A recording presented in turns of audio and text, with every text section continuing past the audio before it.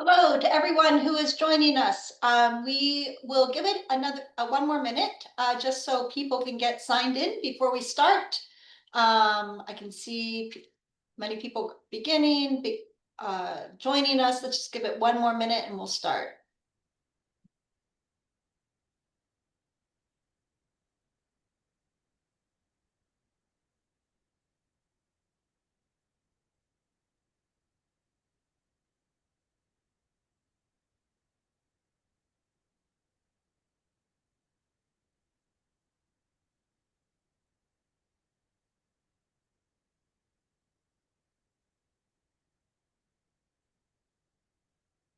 Okay, I'm going to go ahead and do a little bit of housekeeping things. Welcome to our CLS monthly webinar.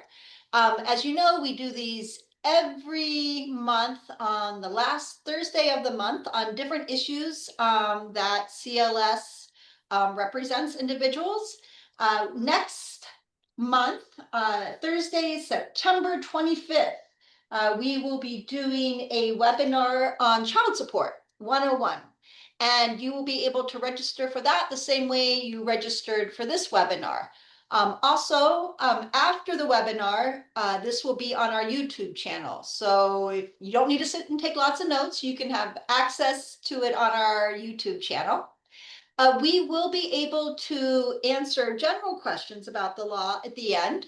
I will ask our expert, Anthony Clark, any questions. But as a reminder, we cannot provide individual legal advice during our public webinars because that is confidential. However, we will show you ways that you can apply to receive advice and legal assistance from Community Legal Services at the end of the webinar. Just to begin, who we are, CLS is a nonprofit law firm. We are dedicated to educating, advocating, and litigating on behalf of low-income Arizonans. We are located in 5 states, Maricopa, Yavapai, Mojave, La Paz, and Yuma, and we also have an office in San Luis, Arizona, in Yuma County, that specializes in our farm worker work. If you are contacting us from one of the other states, don't worry. We have sister organizations that also assist our low-income populations. To our south, east, there is Southern Arizona Legal Aid, and to the north, there's DNA People Legal Services that you can look online to apply for assistance through them. So who we are, again, we are a nonprofit. We assist individual clients who have to apply for our services. We are free. We also do many webinars. We can come, if you are speaking to us from an agency, a city, we are always happy to do virtual or in-person outreach to discuss who we are and also discuss any area of practice that we specialize.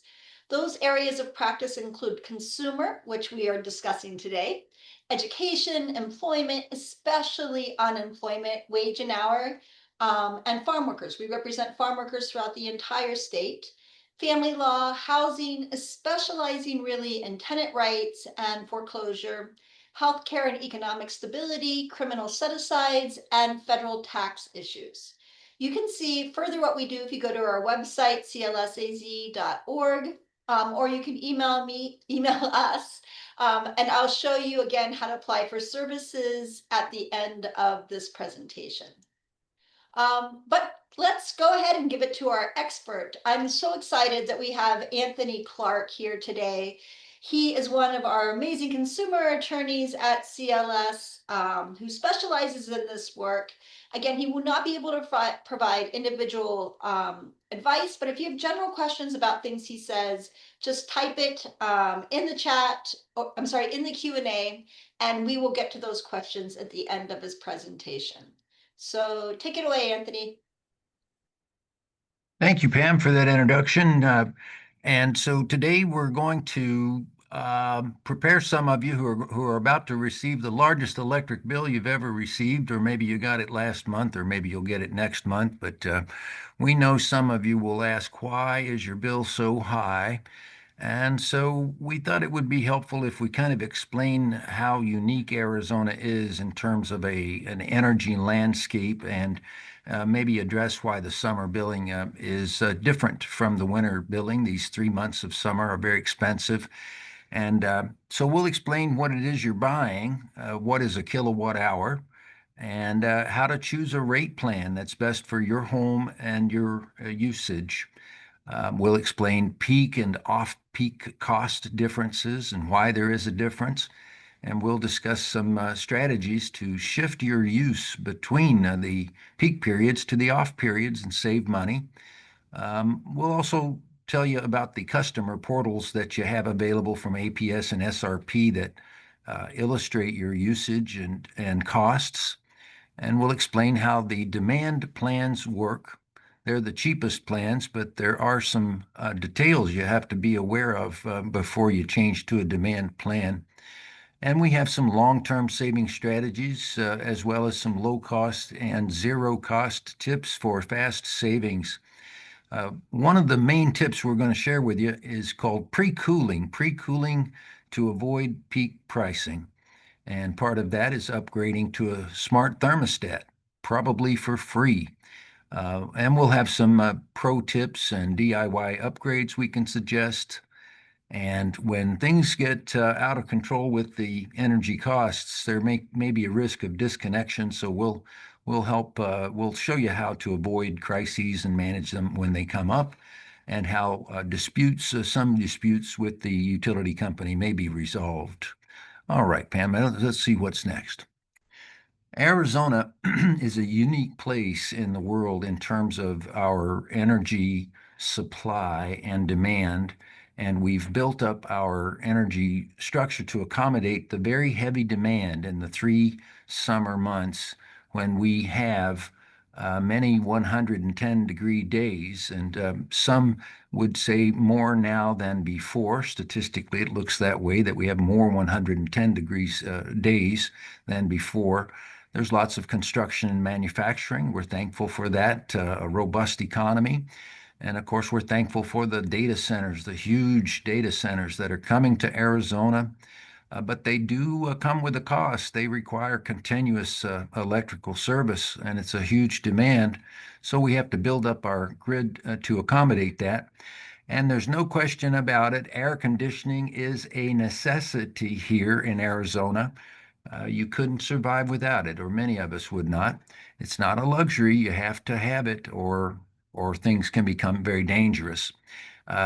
Summer requires more manpower and resources to keep the power on at the same levels because of the increased demand for refrigeration and also demand for water. Water takes electricity to bring it here. And so the demand for water also converges with the heat and requires a lot more resources in the summer. They literally have to turn on generators that sit idle for the rest of the year. They have to fuel them up and spark them up and generate electricity, extra electricity between 4 and 8 p.m. weekdays during the summer months that they don't have the demand for at the same rate in the winter months. And so that results in added cost for fuel and delivery and maintenance. And these peak rates that you see and the demand charges that we'll talk about, they pay these higher costs during the high stress season and hours. And let's see what's next. Arizona is unique. Our grid is overbuilt because the engineers that run the grid know that every summer it's a huge demand and it's continuous and it gets bigger every year. That's a sign we're growing. So they have to build up the grid to meet that 3 months demand. But somehow a convergence of factors keeps Arizona energy cheaper than the national average anyway. Our average rate per kilowatt hour is 16 cents versus a national average of about 20 cents. There are three major grid operators in Arizona. APS is the largest with about 1.4 million customers.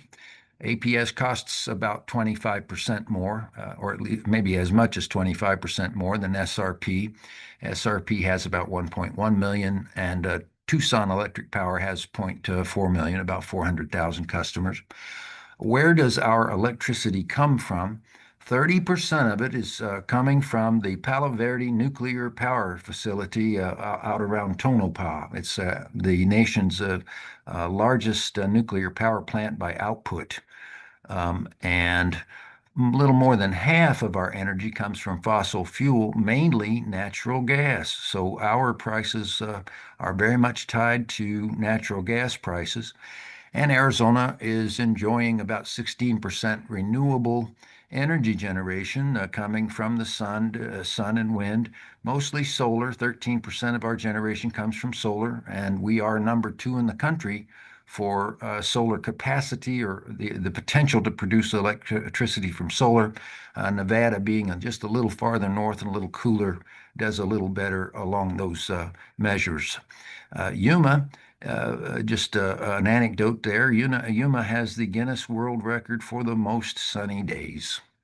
And next, when you live in Arizona and you think about your costs of living and you think about the cost of sending children to school and buying automobiles and think of things along those lines, long-term cost, the cost of electricity is also something you can bank on that you're going to have to pay electricity bills. Uh, and like so many things, like everything, I suppose it's going up in cost. And we've been seeing less than the national average increases in energy costs, but it is projected to continue to increase to 3 to 5% each year going forward.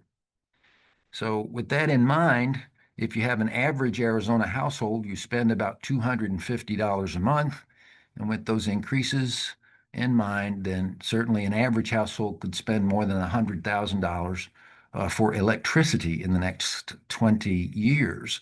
If you're paying more than $250 a month, being sort of an average for Arizona households, are you paying too much is the question, and we want to help with that if we can. We know there's probably other things that might be more important to you than paying more for energy than you should.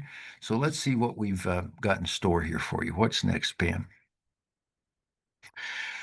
When you're trying to save money on the energy costs, you'll evaluate what you can change and what you can't. What's harder to change than what you can do. So cost factors, there are flexible factors and there are inflexible factors.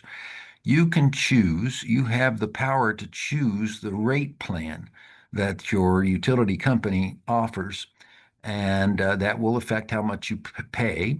Of course, your total usage, how much electricity you use in the home, will affect how much you pay. But very importantly, the time of use will affect how much you pay. And we'll suggest some smart changes that'll allow you to pay less. Now, there are some rigid factors. There's some things that you can't really change very much. The age and size of the residence is very important. The older the residence, on average, the less insulated it is, the less energy efficient it is. And the larger it is, the more money it will cost to change the temperature of the air inside. So a larger home will cost more than a smaller home. An older home will cost more than a newer home. And that's kind of built into the equation you get to start with. The number of occupants. It's pretty bankable that for each additional occupant in the home, each additional adult, if you're conservative, will add about $125 to conservative billing. If you're conservative, each adult will cost about $125. And children under 14, maybe $75. The ages of the occupants and their occupations also have a lot to do with your cost. If you have school-age children, they go away for several hours a day. But older folks are at home all day. People who work at home or from home are there all day. So their ages and occupations matter. If you rent, there's only so much structural stuff you're going to do to change your energy footprint versus when you own. And then ultimately, you don't get to choose your utility provider. Your address is where it is, so you'll either have APS or SRP here in the major metropolitan area surrounding Phoenix. What's next now?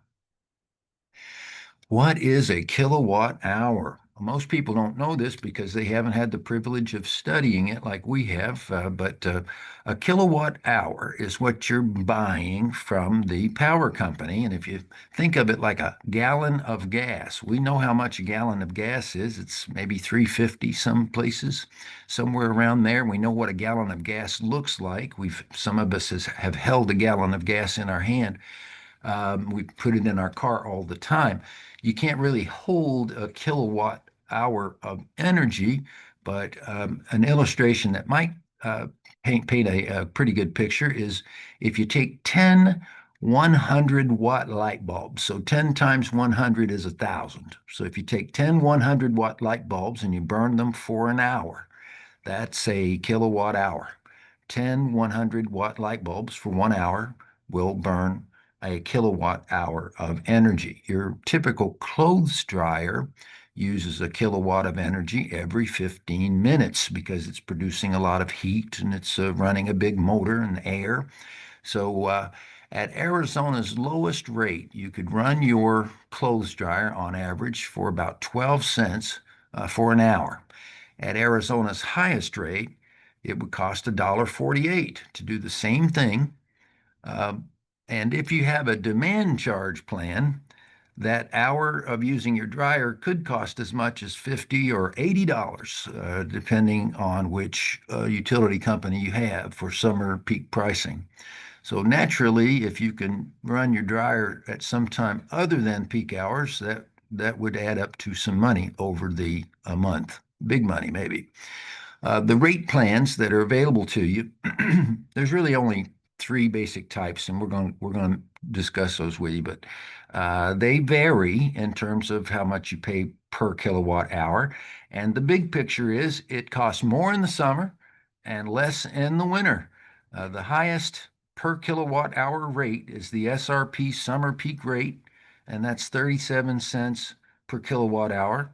And the lowest kilowatt hour rate in Arizona is APS's winter super off-peak rate at just 3 cents per kilowatt hour.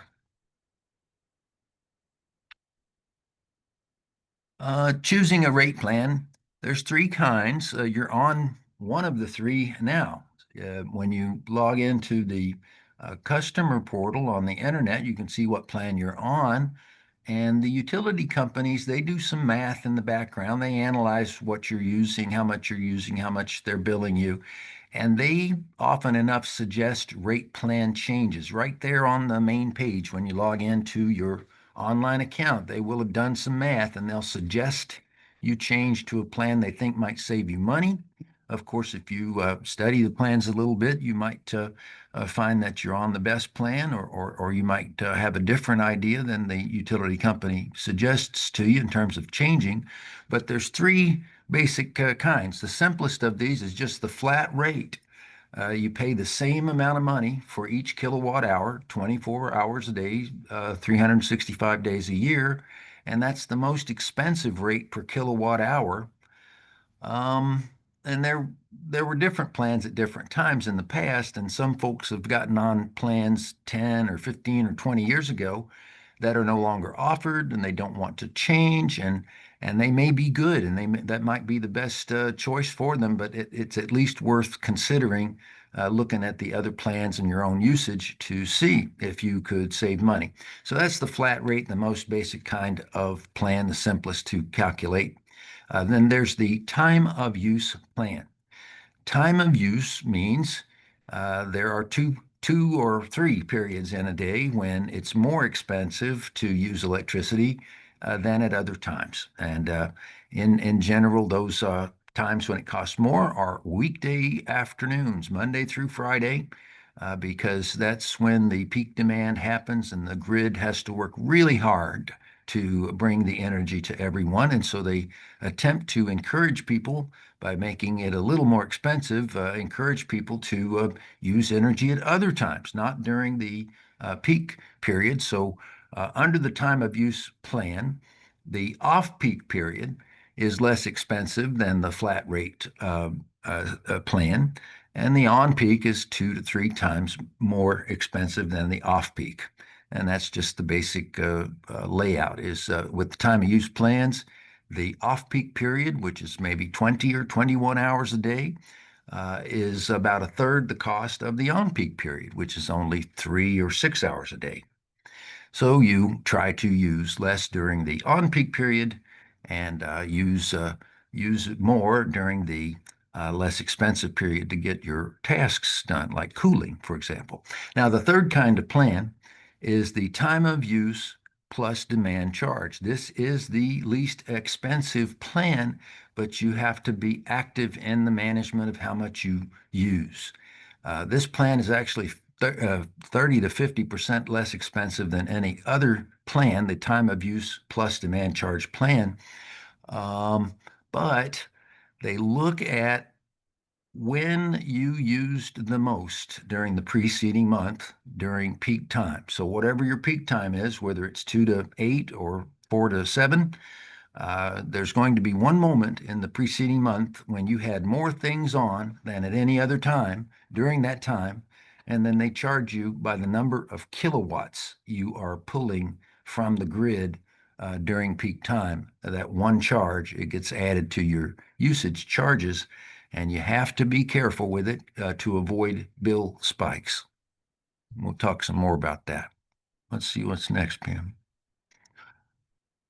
Peak versus off-peak costs. This is only Monday through Friday. The most common time of use plans with the APS, the number one provider, is 4 to 7. Monday through Friday, 4 to 7. Turn everything off is the bottom line. The electricity costs almost 3 times as much when you use it between 4 and 7 than at any other time in the week. And SRP, the period's a little longer. Their peak period is 2 to 8 under the most popular time of use plan. And their rate is a little bit higher for peak rate and a little bit lower for off peak, but it's comparable. And APS has the winter super off peak. That's the cheapest rate in Arizona, 3 cents per kilowatt hour. But you have to be on a time of use plan with APS. And then you have super off peak periods during the winter months. Summer peak hours, bear in mind, just to put it in perspective, summer peak hours are just 3 to 6 hours out of the day. So you have the other 24 or 18 hours to do everything in. So there's just those 3 to 6 hours. If you manage them, you can avoid a lot of expense because otherwise they can make up half of your bill or more. Go on. Water demand charges. The time of use plus demand charges is the cheapest plan. That's where you save money, but you got to be careful. It's an added fee for your single highest use, a single highest hour of use during peak times in the preceding months. It changes every month. They look back at your preceding month's use, and during peak times, they find the hour when you used the most. And that demand feature can add hundreds of dollars to your bill if you don't manage it carefully to avoid spikes. Um, and a typical question is, well, what will count against you? Um, you've got to consider that there's a background amount of energy that you're using at about any time. There's a certain number of things that are turned on. Your refrigerator is running, your hot water heater. There's different devices, your cameras, your internet equipment, and so forth, computers. There's things running in the background that you don't systematically go around and turn off.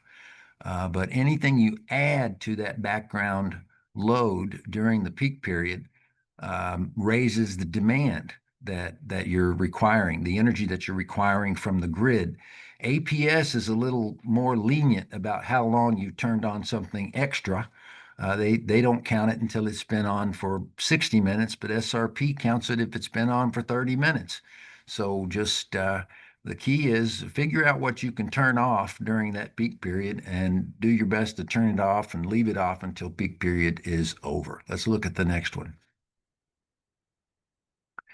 The demand charge plans have, like I say, pros and cons. It is the lowest off-peak rate for most of the day.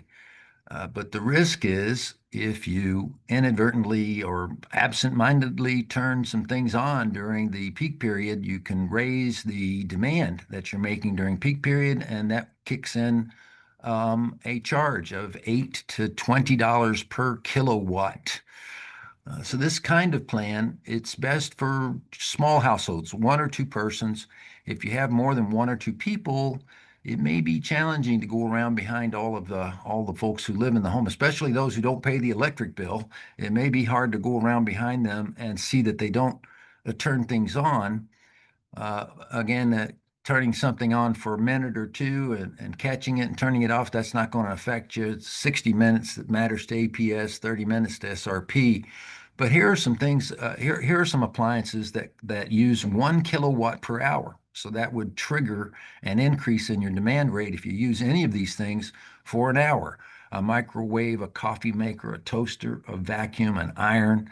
Safe to say anything that makes heat is a big user of electricity. So any of those things could cost you, using one for an hour or 30 minutes with SRP, could cost you $8 with SRP, or as much as $20 with APS, just that one-time use during peak period. If you're using all of those simultaneously, that would be about 5 kilowatts, and that would cost $40 to $100 added to your bill for just that one occasion where you weirdly used all five at once. All right, let's see the next one. We can kind of see the demand charge pricing as a kind of social contract here in Arizona. We're special people. We don't have a California state of mind. We have an Arizona state of mind. We got to think year round because it's going to come, the heat's going to come, and then we'll have 9 beautiful months every year, year in, year out. So the social contract that the utility company makes with us customers is that they will give us lower off-peak rates if we will avoid peak stress, if we will avoid using stuff deliberately, thoughtfully, in a planned and systematic way to avoid putting pressure on the system during those hours. And they will incentivize us to limit use because that way we will avoid that premium price of $8 to $20 for using a toaster for an hour.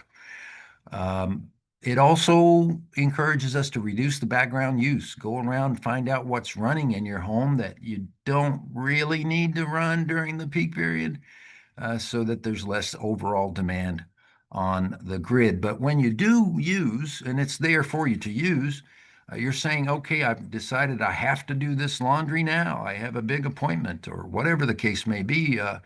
You're going to pay for the kilowatts that you're demanding during peak. You're going to pay that premium price per kilowatt, plus you're going to be paying for the kilowatt hours that you used. The example that I sometimes talk about is the $20 grilled cheese during peak hours. So if on average you've been managing your use and you've gotten the background use down to about 1 kilowatt during peak time, you've gotten everything turned off, nothing extra. And so every month you've been seeing a $20 demand charge, because that's the month, that would be the equivalent of 1 kilowatt demand charge for APS, $20. But one day you decided to make a grilled cheese and sit down and watch TV, and you used the overhead lights, and you sat there for an hour or so, and you added a kilowatt of demand to that base level demand during peak hours. That would be 2 kilowatts. And so instead of paying 20, you're going to automatically pay another 20. That'll be 40. And so that's how the peak demand charge works. And it's a social contract to say use less, help us keep the lights on, and pay less. But if you need more, be willing to pay more. Let's see the next one. Long-term strategies. I've been here for almost 30 years, and that's the lesson I've learned is you got to think long-term. Adjust your routines seasonally. The electric company has to make things run. They have to adjust their pricing, and consumers should adjust their routines as well. And one thing you might observe is that when in the winter you're really comfortable at 72, 73, 74 degrees. In the summer, if you want to be at 72, 73, 74, okay, but when it's 105 or 110 outside and you go inside and it's 80, that feels really good. So during the summer, probably some of us who say, I need 72 or 74, we can probably acclimatize and adapt to the Sonoran Desert here where we live and set our expectations maybe a little higher for the temperature during the summer. But then in winter, we can take advantage of, for example, APS super off-peak pricing to pay less during winter months so that we have more money to meet the summer bill. Uh, there are companies, energy experts, and some of them go to door to door. So be careful about the door to door people. But there are energy experts who, for pay, will evaluate your home and your utility metrics, your usage, and so forth. And they will suggest reinstallation and upgrades for pay. You have to pay them. And then there's also for low-income customers, there is a weatherization assistance program through the Arizona Department of Housing, where you can also get assistance for free to re-insulate and even replace outdated HVAC equipment through that program if you qualify. And when you go to replace HVAC systems and appliances, you always want to keep efficiency in mind for their efficiency ratings. It will cost you less in the long run if you do. And if you plan to be there, if you plan to stay there in that house for a long time and you're an owner, not a renter, you might consider a solar investment. The easiest way I could describe it's sort of a 25-year price lock on your utility expense. The systems are good for about 25 years. And so when you say, well, when you make a deal to purchase a price at a certain system, you can calculate how much you're going to get out of the system over the next 25 years. And your price per kilowatt is essentially locked in right there. And that can be a great savings. And there's different ways of financing it. There's leases, there's loans, or you can purchase it. And Arizona Public Service, APS, they offer a free solar program for folks who are qualified based on income. And you have to have a south-facing roof, and manufactured homes don't qualify. But APS has to give away about $30 million worth of free solar installations every year to qualified applicants. Some things you can do right away to start saving immediately that cost not much or nothing at all. First tip, and we'll say it again, review your online information so that you get an understanding of what you're paying for and why and when. And then, real simple, switch off things that are not in use. If it's not in use, it's just burning your money for no good reason in an empty room. Um, some devices continue to pull electricity even though you're not turning them on, digital displays and other things. These create phantom loads where you're not actually using the light or the heat or the activity, but it's drawing electricity. There's different ways to approach that. And these little switches you see in the photograph there, those little plug-in switches, those are smart switches, and you can put them between the device and the plug-in, and then you can program them with your smartphone and turn them on and turn them off and see what's on and see what's off all over your household. All of mine are programmed to turn off at 4 p.m. Everything in the house. A flashlight should also be here in the tips. It's a good tip. Keep a flashlight. Sealing the windows and doors is actually pretty important. Your house is kind of like a refrigerator. That's what you're aiming for, is to keep the cold air in because it's trying to get out. It's pressurized. And so gaps between the door and the door frame, gaps between the window and the window frame allow cool air under pressure to escape your house, and thus the house heats back up and you need more cool air. So sealing around doors and windows is actually really important. It doesn't take a whole lot. Um, changing to LED.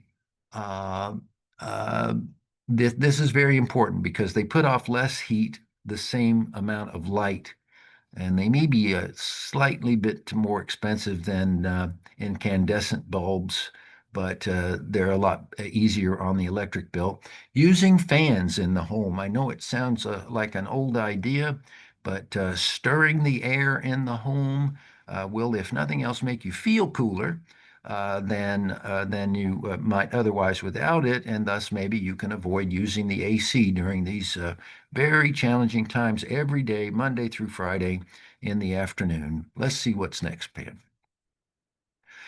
So, tip number one is review your account online to look at your current rate plan to see what the price is so you know how much you're paying. For what? You can see detailed usage and billing reports there that tell you how much is used and when, and the charges for your use. You can, if you're on a demand plan, you can look at your demand charge and you can see the data from yesterday today. If you go online, you can see what you did yesterday. And if you see that red peak poke up there in the data that says this was your highest peak, you can say, oh, it was the grilled cheese sandwich I did yesterday. So you can get instant feedback about what's costing you money. You can also see hourly use, so you can see when energy is being used in your home. You would naturally hope to see that during the peak time, there's very little. You can study the plan options that could save you money. Study the details of your own plan to see what's costing you money. And then, of course, you can pay your bill electronically there. You don't have to go to Fry's or go physically anywhere to pay your electric bill. Pay it on the internet like everybody. You can also set up for energy alerts. This is a kind of a handy feature. Let's say you tell APS, for example, I want to receive an alert when my projected bill reaches 150. So at that moment in the month, when your bill has reached 150, they will send you a text and say your bill is at 150. So if you're at the midpoint of the month, you might say, well, then the rest of the month will cost another 150. You could also set those reminders by kilowatt usage as well, those energy alerts, so you know your bill beforehand, which is helpful. Tip number two, shift and save. Use your appliances outside the peak times. Pre-cool your home before the peak. This is all about the electricity, and you need electricity to cool your home.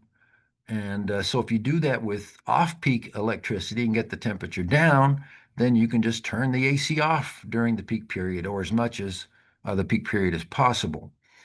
Also, if you plan cooking, if you plan things that you have to bake or crock pot or what, large baking cooking jobs, if you try to plan that for off peak, either before peak or after. Laundry, same thing. That's like the second largest user of electricity in your home is laundry, washing and drying. And for those who use electric vehicles, they already know that charging them during off peak saves you a lot of money. Go ahead, please. Number three, pre-cool before peak starts. Use the off-peak energy to keep cool during the peak. This is a tip that is best for newer, well-insulated homes. If it's a very old home and it's not very well insulated, then cooling it down before peak might not help very much because it'll heat back up pretty quickly. But at any rate, for newer, well-insulated homes, if you start a few hours before the peak and then cool your inside temperature down below your comfort temperature. If you say your comfort temperature is 78, then maybe aim to cool it to 72 before the peak hours start. And if you've got blinds in place and you don't have a lot of people coming and going, maybe your air conditioner can just go off and stay off during the peak period because when peak starts, then you can raise the thermostat above your comfort level, raise it to 85 or something. You've already cooled it down inside to below your comfort temperature, and you'll be comfortable for a while as the temperature gradually increases. And you hope that the AC can stay off until the peak period ends. And this is not hard to do if you have a programmable thermostat. You do it once each season to match your peak hours and the best timing for you. And then you don't have to go manually change the thermostat walking up to it physically. You can just set it and forget it. Next one. Upgrade to a smart thermostat. So this is a no-brainer, folks. The smart thermostat uses less energy, you pay less, and there's less effort involved. A smart thermostat is a programmable thermostat. It adjusts the temperature according to the schedule that you program there. And it allows you to stay comfortable when you need to stay comfortable, but also to turn it off, keep it off during peak times to maximize savings. With a smart thermostat, you can control your thermostat from anywhere, from your smartphone. You can program the schedule and you can monitor exactly what the system is doing in real time. And naturally, if your household is such that you have periods during the day or week when no one is going to be home who needs the air conditioning, then you can program away times so that no one that you're not spending money to air condition when no one needs that at that moment. Now, the utility companies do offer practically free upgrades by way of bill credits. They'll give you bill credits and rebates, SRP and APS, to upgrade to a smart thermostat. And then if you'll sign up for one of the utility company's cool rewards programs, they will pay you an additional $50 annually. And this allows them during peak energy crisis to adjust your thermostat up a couple degrees during energy crises when there's a lot of demand and they need to turn it down. They can reach in through that remote or through that smart thermostat and adjust your temperature ever so slightly. I'm part of that. It's only happened to me once, and I didn't feel a thing. So I think it's worth $50 a year to sign up for that. All right, what's next? So our tool bag, where you probably for folks who are handy, may do some of these things. First of all, a clothesline is really helpful. If you sun dry your clothes, you can save big. So running the dryer, that costs about a kilowatt every 15 minutes, a kilowatt hour every 15 minutes. So sun drying can save a lot of money. Pre-cook during the off-peak. We've mentioned that, mentioning again. Sealing around doors and windows, not hard. Blocking the sunlight. We need light to do our business, but when that light comes through the window and it falls on the floor and on the furniture, on the walls, it's heating up everything inside. Blocking the sun from coming in will help ameliorate that.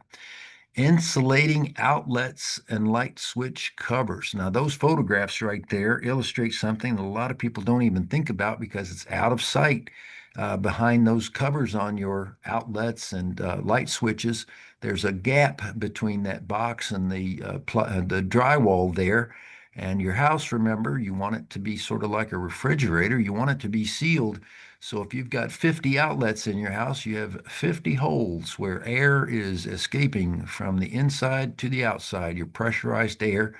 And you can take some pretty modest construction steps there to put a foam insulator over those things or use some spray foam to fill in those gaps.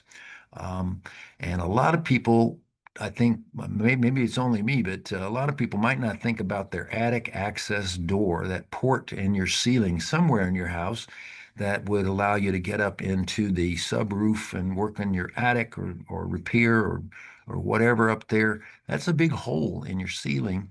And if you don't seal it up reasonably well, there's a lot of air, a lot of refrigerated air that's going to be pumping right out the top of your ceiling. So maybe that's a good weekend project for some folks. Switching to LED bulbs doesn't require much technical skill, but also a very helpful change. And if you have a pool, you really got to program those pumps to work at times other than peak times. it'd be costing a lot of money for probably no difference in the outcome. So if you just change the timing there, save a lot of money. What's next? Well, sometimes we can't save the money, or sometimes folks don't get this information soon enough to avoid getting into a crisis. And the season is upon us because um, APS and SRP realize that air conditioning is not a luxury here, it is a survival necessity.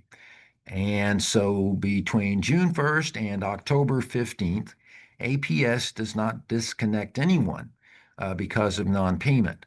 And that's for safety reasons. And that's a rule that the Arizona Corporation Commission imposes on APS.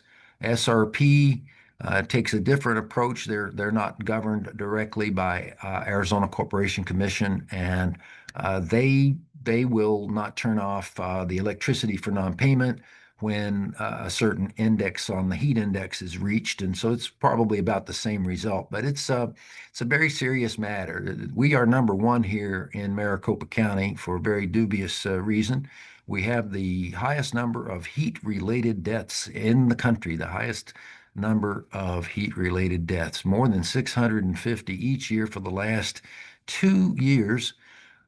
People have expired because of heat exposure in their homes.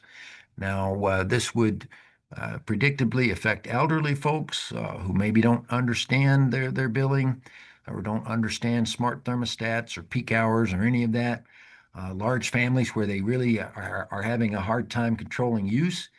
Uh, Low income folks, when folks only have 1,000 or 1,200 or $1,500 a month income, for them to get a $500 electric bill is crushing, and it could prevent them from paying automobile insurance or buying groceries or other things.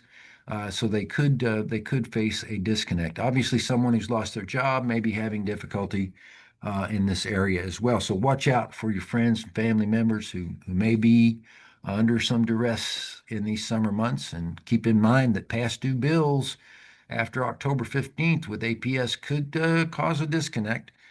Um, and there's ways to work with that. We've got more information on that. Now, some solutions or some resources that may help avoid these crises. The biggest one is the LIHEAP resources, the Low Income Home Energy Assistance Program. It's federally funded. It's administered here in Arizona by the Arizona Department of Economic Services, and it is income qualified, but they provide money to pay electric bills on an annualized basis. It's limited, but it's designed to cover these peak times when people might be facing losing service on a consistent basis. APS and SRP also accommodate low-income customers with APS offering a discount program called the Energy Support Program. And if you qualify based on income, then you can get a 25 to 60% discount on your monthly APS bill. And SRP, not quite as generous. Of course, their rates are a little bit less overall, but SRP, presently, if you qualify for their energy support program, you get $25 a month off your bill, and it might be increasing this fall to $35. Um, Again, the seasonal safety net goes between June 1 and October 15. If you know somebody who's struggling, share information with them about how they can do better going forward, but survive better.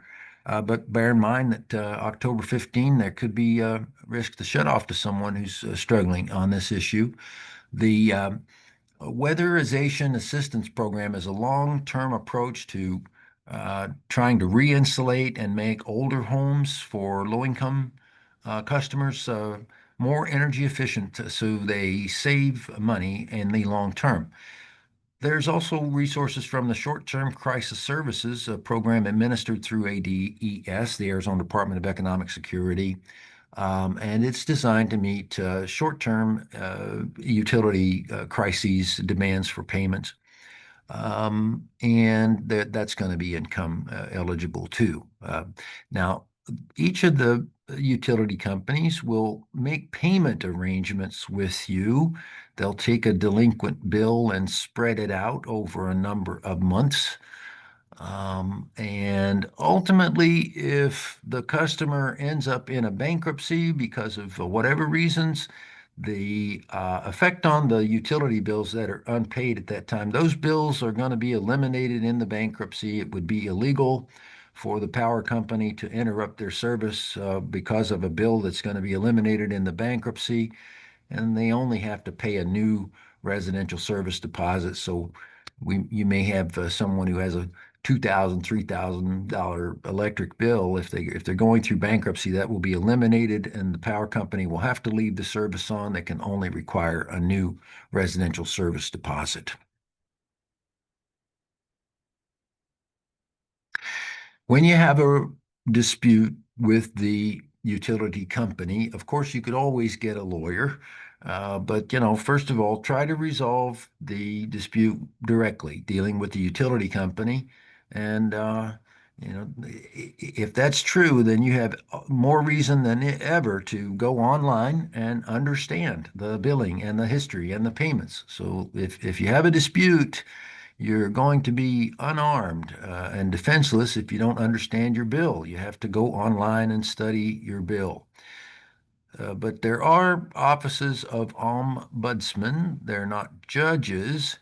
And it's a kind of informal mediation process that these mediators undertake. There's three offices that you can look to for SRP. They have a dedicated consumer ombudsman, and their telephone number is there on the screen, along with their email address. It's in their consumer affairs office, and they help resolve service and billing disputes. The Arizona Corporation Commission, among other things, regulates utility companies, SRP excluded. They're not regulated by the Arizona Corporation Commission, but APS is.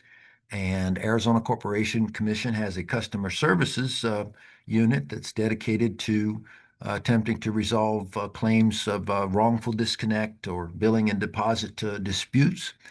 And then the Arizona Ombudsman's Citizens Aid Office, they also will receive your complaint against a state regulated agency like AAPS about their services and charges and how they've dealt with you.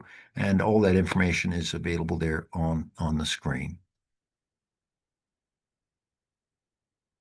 So the big picture, your best bet, number one, go online or download the app at aps.com or srp.net, srpnet.com, and get to know the plan you're on, how much you're using, and how you're being billed, and then consider changing plan.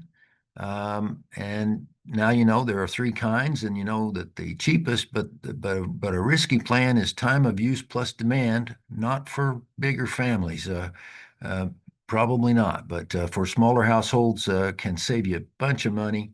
In general, shift and save to lower your costs right away. You can see it as of tomorrow. You can see the cost going down if you do it today. And then use tips and upgrades for year-round savings. Back to you, Pam.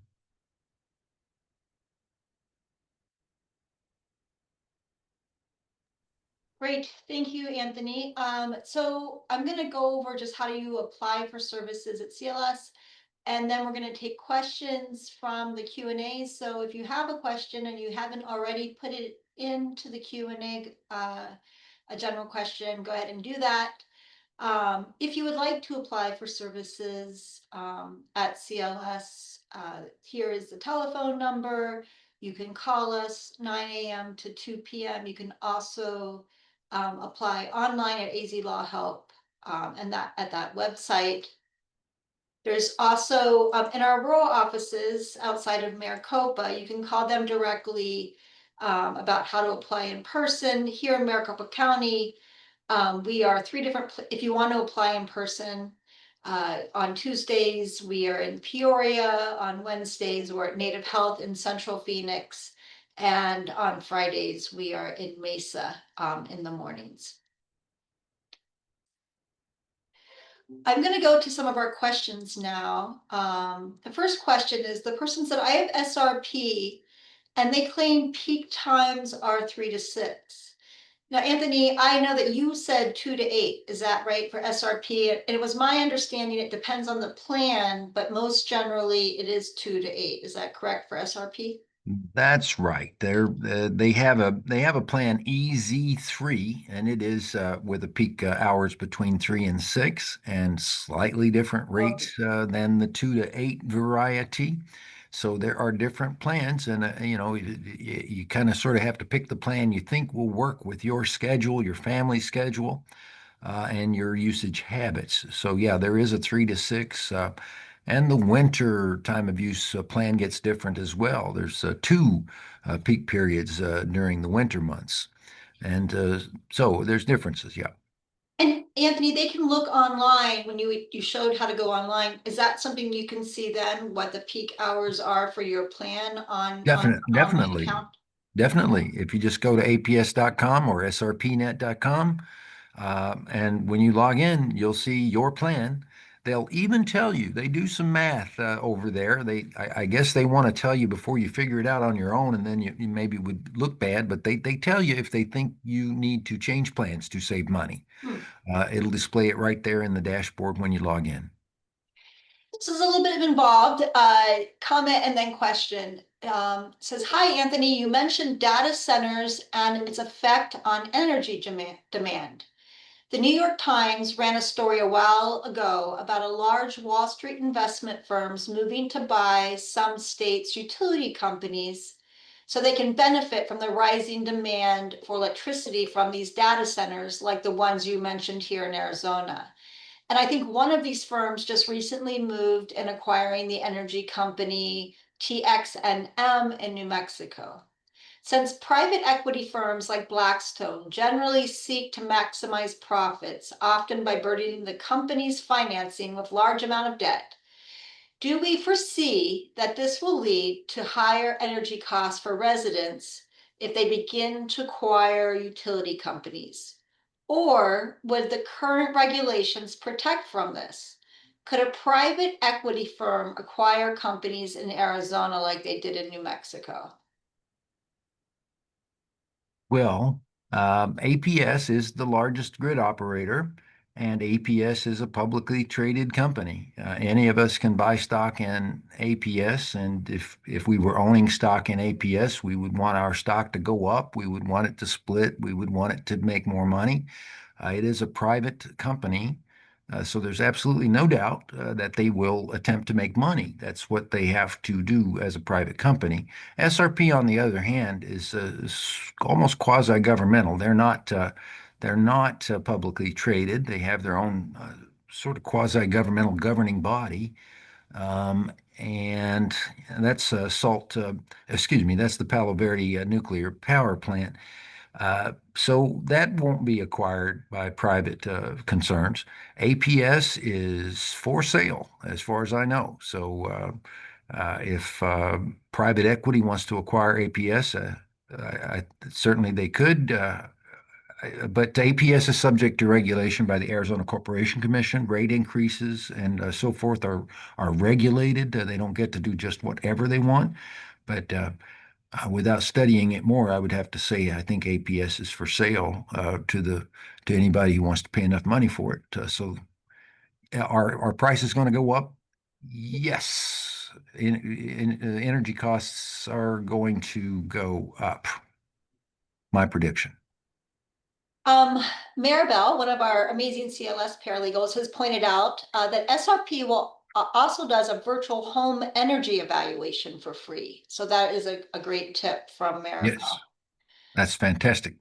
And then someone stated anonymously for SRP, you can always call, and they have a number here, 602-236-8888. And a rep can walk you through the different price plans too. So I guess besides online to look at it, you can call the number and talk to a representative about different options for yourself too.